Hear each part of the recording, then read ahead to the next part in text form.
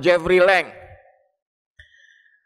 Dia menceritakan singkat sejarah hidup dia. Dia bilang, saya ini mengenal Islam melalui Quran. Seandainya saya mengenal Islam melalui manusia, melalui aliran golongan yang ada dalam Islam, saya tidak akan masuk Islam. Kenapa? Islam ini ada dalam Al-Quran, sebaik-baik buku. Anda harus kembali kepada Al-Quran. Boleh baca kitab yang lain, silakan. Tapi tetap yang paling utama, yang harus Anda jalankan dan wajibkan diri Anda adalah Al-Quran. Karena kalau Anda mengabaikan Al-Quran dari semua kitab yang lain, maka Anda dianggap sebagai orang yang sebenarnya tidak beriman. Karena iman, tandanya Anda mengutamakan Al-Quran dari semua kitab yang lain.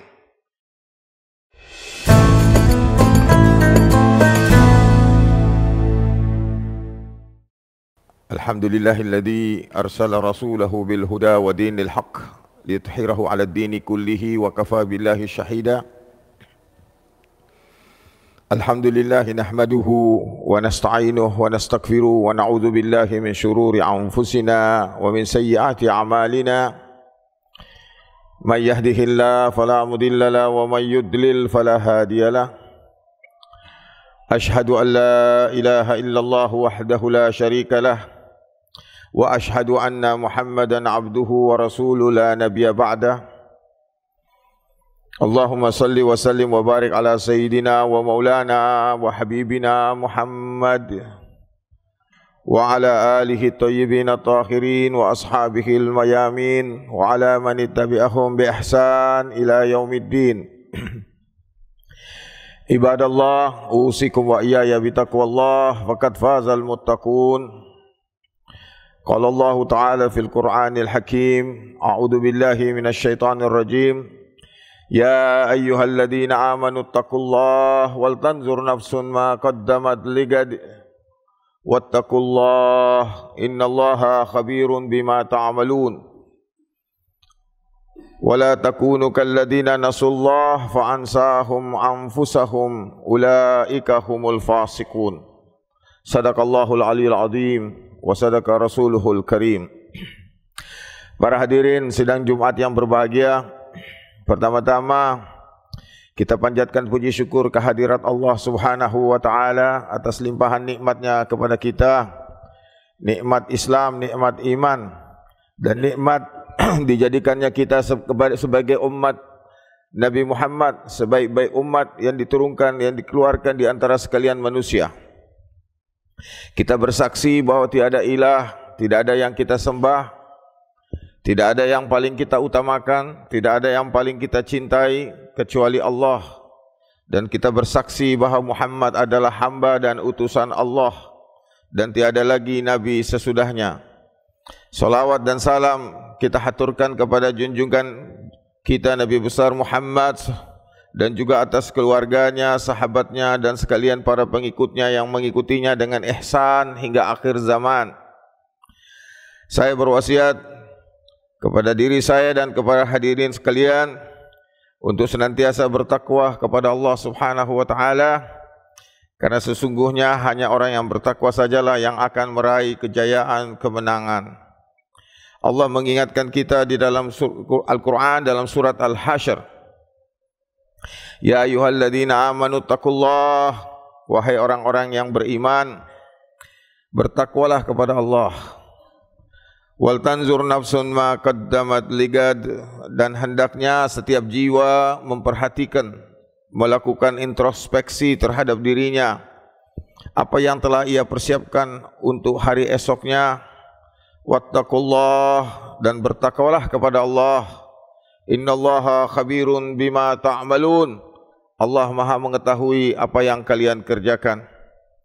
Wala takunu kalladzina nasullah, janganlah kalian seperti mereka orang-orang yang melupakan Allah, yang mengabaikan zikrullah. Fa'ansahum anfusahum, Allah membuat mereka lupa diri. Ulaika humul fasiqun, itulah orang-orang fasik, yaitu orang-orang yang gagal untuk mencapai tujuan penciptaan dirinya. Para hadirin yang dimuliakan Allah Subhanahu wa taala, perintah untuk takwa adalah perintah utama, bahwa semua ibadah yang kita lakukan adalah dalam rangka untuk meningkatkan takwa kita. Karena kemuliaan kita ditentukan oleh takwa. Inna akramakum indallahi atqakum. Yang paling mulia di antara kalian itu adalah mereka yang paling takwa. Dan takwa di sini adalah hubungan kita dengan Allah, yaitu sejauh mana kita melaksanakan ketaatan dan mengikuti perintahnya dan menjauhi larangannya. Dan takwa juga berarti menjalani hidup dengan kesadaran, dengan kehati-hatian. Dan para hadirin yang dimuliakan Allah Subhanahu wa taala, kita juga mengetahui bahwa makna Islam itu artinya tunduk, patuh, pasrah, berserah diri kepada Allah. Islam juga berasal dari kata salam yang artinya damai, sejahtera, membawa keselamatan. Bahwa kita tidak mungkin berislam kecuali kita juga mengenal apa perintah dan larangan Allah, dan dengan demikian kita bisa mengikutinya, menaatinya. Dan itu pula hubungannya dengan takwa. Jadi ketika seseorang berislam dengan benar, maka dia berarti tunduk, patuh, pasrah dengan apa yang Allah perintahkan.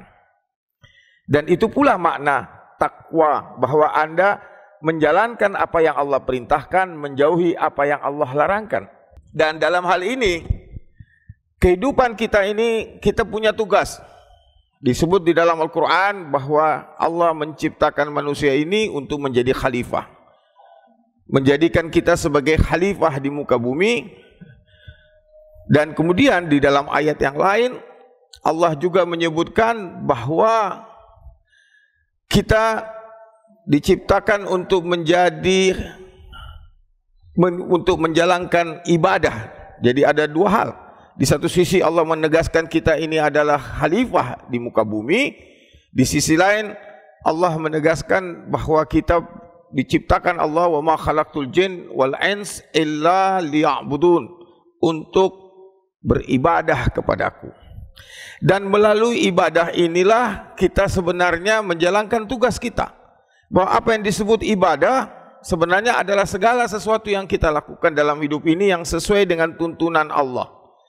Apakah itu ibadah mahdah yang kita lakukan seperti sholat, puasa, zakat, dan haji, maupun ibadah-ibadah lainnya. Kita bekerja masing-masing di bidang kita. Ada yang berfungsi sebagai dokter, sebagai insinyur, sebagai polisi, sebagai tentara. Ketika mereka semua menjalankan fungsinya masing-masing, baik dalam hal yang berkenaan dengan kewajiban fardu ain ataupun fardu kifayah. Fardu kifayah ini adalah berkenaan dengan profesi kita masing-masing yang berbeda-beda satu sama lain sesuai dengan kebutuhan masyarakat kita. Sedangkan fardu ain adalah kewajiban yang semua kita sama. Dan ini adalah dua prinsip yang harus kita jalankan. Kita harus menjalankan fardu ain, di satu sisi kita menjalankan juga fardu kifayah. Para hadirin yang dimuliakan Allah, ketika Anda bekerja, mencari rezeki, ketika itu semua dijalankan sesuai dengan tuntunan Allah, maka itu semua juga adalah ibadah. Itu adalah pelaksanaan daripada fardu kifayah.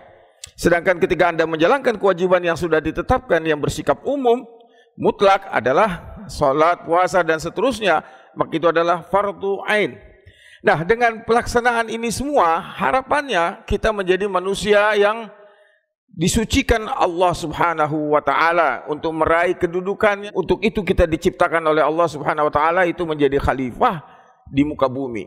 Para hadirin yang dimuliakan Allah Subhanahu wa taala, adalah pertanyaan besar buat umat Islam. Kenapa umat Islam tidak meraih apa yang disebut sebagai tujuan, yaitu bahwa kita akan dimenangkan atas sekalian umat. Kita akan berjaya sebagaimana tadi kita mulai khutbah dengan wasiat bahwa takwa, karena sesungguhnya orang-orang yang berjaya, yang sukses, yang menang itu hanyalah orang-orang yang bertakwa. Pertanyaan bahwa kenapa umat Islam tidak meraih kemuliaan itu? Karena takwa bukan sekedar meraih kesuksesan di akhirat, tapi juga sebenarnya meraih kesuksesan di dunia ini. Nah, para hadirin yang dimuliakan Allah Subhanahu wa taala, salah satu sebabnya itu adalah kita lebih mengutamakan fardu ain. Tapi kita mengabaikan fardu kifayah. Seharusnya dua-duanya berjalan dengan benar, dengan seimbang, bahwa fardu ain itu kewajiban kita semua, fardu ain kewajiban kita semua sesuai dengan bidang kita. Dan di sini kita harus ta'awwanu 'alal birri wat taqwa wa ta'awwanu 'alal itsmi wal udwan. Kerjasama di antara kita harus diwujudkan. Tetapi kenyataannya umat Islam mudah dipecah belah. Masing-masing profesi merasa bangga dengan profesinya, merasa lebih tinggi dari orang lain.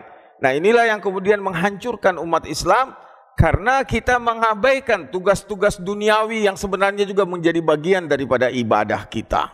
Para hadirin sekalian, adapun berkenaan dengan kewajiban yang sifatnya fardhu ain, seharusnya kita di sini lebih mudah bersatu, tapi kenyataannya juga fardhu ain pun juga menjadi suatu masalah. Umat Islam banyak yang berbeda pendapat, bahkan bertengkar satu sama lain dalam urusan yang sebenarnya sangat jelas, sangat mudah, sangat terang, tapi kemudian menjadi masalah yang kemudian melahirkan mazhab-mazhab, golongan-golongan yang satu sama lain bangga dengan golongannya, bangga dengan kelompoknya. Dan Allah menyebut perilaku seperti ini adalah perilaku musyrik, orang-orang yang menyekutukan Allah. Para hadirin yang dimuliakan Allah Subhanahu wa taala, kita melihat sekarang ini suatu fenomena yang kita harus waspadai. Beberapa penelitian dilakukan di beberapa negara Islam. Sekarang banyak orang Islam keluar dari Islam. Itu terjadi di Saudi, terjadi di negara-negara yang mayoritas Islam. Ini kenyataan yang kita hadapi, yang kita harus waspadai. Kenapa bisa di negara-negara yang sebenarnya merupakan negara Islam, tapi orang keluar dari Islam? Tapi kita lihat fenomena sebaliknya di negara kafir, yang kita sebut kafir, non-muslim lah, lebih sederhananya non-muslim. Setiap hari ribuan orang masuk Islam. Di Amerika, di Eropa, hampir setiap hari orang masuk Islam. Mereka masuk Islam dari mana? Mereka baca Quran. Baca Quran. Baca Quran dengan mengerti. Bukan baca Quran asal baca tapi tidak mengerti. Mereka baca Quran, mereka bersentuhan langsung dengan Quran, bersentuhan langsung dengan firman Allah. Mereka terbuka mata hatinya, mereka mengalami pencerahan. Sedangkan sementara kaum muslimin, notabene kaum muslimin, sebahagian besar tidak lagi bersentuhan langsung dengan Quran dalam pengertian mengerti. Lebih banyak kita membaca Quran hanya sekedar membaca bahasanya tanpa memahaminya. Nah, inilah yang menyebabkan kita mundur. Karena Islam bagi sebagian kaum muslimin dipandang dari sudut pandang golongannya, alirannya. Sehingga dakwah yang ada di masyarakat muslim itu lebih menekankan pada buku-buku bacaan yang dikeluarkan oleh atau merupakan hasil ijtihad dari para ulama, dan kemudian menghalangi orang bersentuhan langsung dengan Quran yang mana merupakan kitab la raiba fihi hudal lil muttaqin hudal lin nas, yang mana dijelaskan ini adalah Al-Quran merupakan kitab yang tidak ada keraguan di dalamnya, petunjuk bagi sekalian manusia. Dan Allah menyebut bahwa Al-Quran ini merupakan kitab yang paling mudah. Walaqad yassarnal Qur'ana lizikr. Sungguh kami memudahkan Al-Quran itu sebagai zikir, sebagai pembelajaran. Tapi kita lebih asyik membaca kitab lain, karangan ulama-ulama lain, atau karangan mazhab kita, aliran kita, tapi kita tidak membaca langsung kepada Al-Quran. Akibatnya apa? Terjadi kesenjangan. Dan inilah yang terjadi, bahwa dakwah pun yang kita sampaikan bukan lagi dakwah kepada Allah, menyeru manusia ud'u ila sabili rabbika bil hikmah, menyeru manusia kepada Allah, tapi kita menyeru manusia kepada pendapat golongan kita, pendapat aliran kita, golongan kita. Akhirnya apa yang terjadi? Inilah yang menjadi fitnah. Fitnah. Saya ingat seorang profesor dari Amerika, namanya Jeffrey Lang. Dia menceritakan singkat sejarah hidup dia. Dia bilang, saya ini mengenal Islam melalui Quran. Seandainya saya mengenal Islam melalui manusia, melalui aliran golongan yang ada dalam Islam, saya tidak akan masuk Islam. Kenapa? Islam ini ada dalam Al-Quran, sebaik-baik buku. Anda harus kembali kepada Al-Quran. Boleh baca kitab yang lain, silakan. Tapi tetap yang paling utama, yang harus Anda jalankan dan wajibkan diri Anda adalah Al-Quran. Karena kalau Anda mengabaikan Al-Quran dari semua kitab yang lain, maka Anda dianggap sebagai orang yang sebenarnya tidak beriman. Karena iman, tandanya Anda mengutamakan Al-Quran dari semua kitab yang lain. Tanya diri kita, sudahkah kita membaca Al-Quran dengan mengerti? Kalau Anda mau maju, mau mencapai kesuksesan dunia wal akhirah, ini kitab Al-Quran. Anda harus pahami, dalami. Kata Jeffrey Lang, ketika saya baca Al-Quran, saya terbuka, tercerahkan. Ketika saya bergaul dengan orang Islam, dia bilang, saya mengalami masalah. Kenapa? Al-Quran itu ayat Al-Quran yang berbicara tentang hukum, tentang fikih, halal, haram, itu hanya 3%. Tapi ayat Al-Quran yang berbicara tentang ekonomi, sosial, politik, sejarah, ideologi, pandangan dunia, tujuan, makna hidup, itu 97% tidak tersentuh. Kita habiskan waktu kita dalam masalah-masalah yang sebenarnya, bahkan kita sebenarnya telah mengabaikan Al-Quran. Sehingga Al-Quran yang seharusnya menjadi petunjuk buat kita, yang mengangkat kita kepada kemuliaan, tersisihkan, diganti dengan buku lain. Saya tidak mengatakan Anda jangan baca buku lain. Wajib Anda membaca buku lain, tapi lebih wajib lagi Anda mendalami Al-Quran. Jangan sampai ada satu buku mengalihkan Anda daripada Al-Quran. Seorang guru yang baik itu adalah mengantarkan Anda kepada Allah, bukan menjadi perantara menghalangi Anda dengan Allah. Ini harus ditekankan. Guru yang baik, dia mengantarkan Anda menuju kepada Allah. Tapi guru yang buruk, dia menghalangi, membuat Anda tergantung pada dirinya, menghalangi Anda dari Allah Subhanahu wa Ta'ala. Kembali kepada Al-Quran, ini adalah prinsip paling penting. Dan inilah yang akan mempersatukan kita. Wa'tasimu bihablillahi jami'an wala tafarraku. Karena nikmat Allah yang paling besar itu adalah nikmat persaudaraan, persatuan di antara kita.